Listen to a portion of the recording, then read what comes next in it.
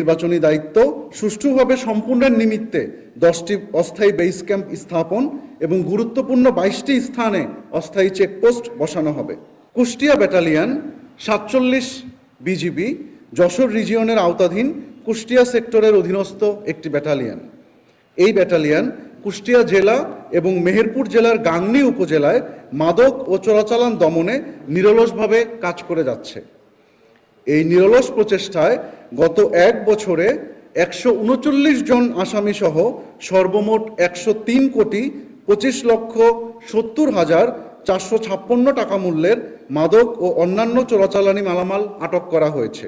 আসন্ন ত্রয়োদশ জাতীয় সংসদ নির্বাচন উপলক্ষে গত 11 ডিসেম্বর 2025 তারিখে নির্বাচনের তফসিল ঘোষণার পর থেকে নির্বাচন অবাধ, সুষ্ঠু ও শান্তিপূর্ণভাবে আয়োজনের লক্ষ্যে বর্ডার গার্ড বাংলাদেশ সার্বক্ষণিকভাবে কাজ করে যাচ্ছে।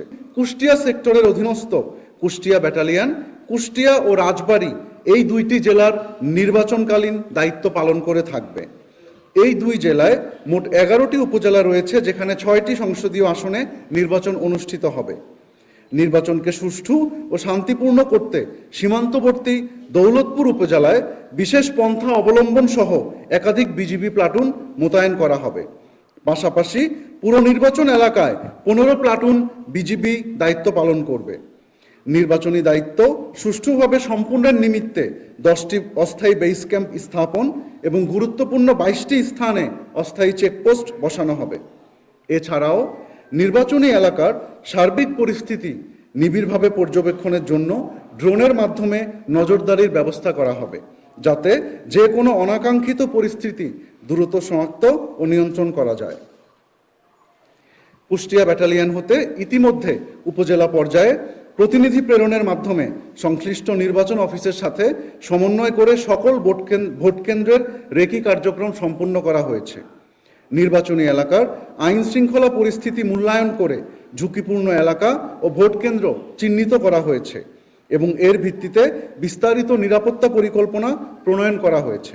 দায়িত্ব পালনকারী অন্যান্য আইন শৃঙ্খলা রক্ষাকারী বাহিনীর সাথে নিয়মিত সমন্বয় করা হচ্ছে। তফসিল ঘোষণার পর থেকে কুষ্টিয়া ব্যাটালিয়ন দায়িত্বপূর্ণ এলাকায় যে কোনো ধরনের নাশকতা প্রতিরোধে সর্বদা সতর্ক ও তৎপর রয়েছে। তারই অংশ হিসেবে কুষ্টিয়া সীমান্ত এলাকা থেকে 4টি বিদেশি পিস্তল, 8টি ম্যাগাজিন এবং 8 রাউন্ড গুলি উদ্ধার করা হয়েছে।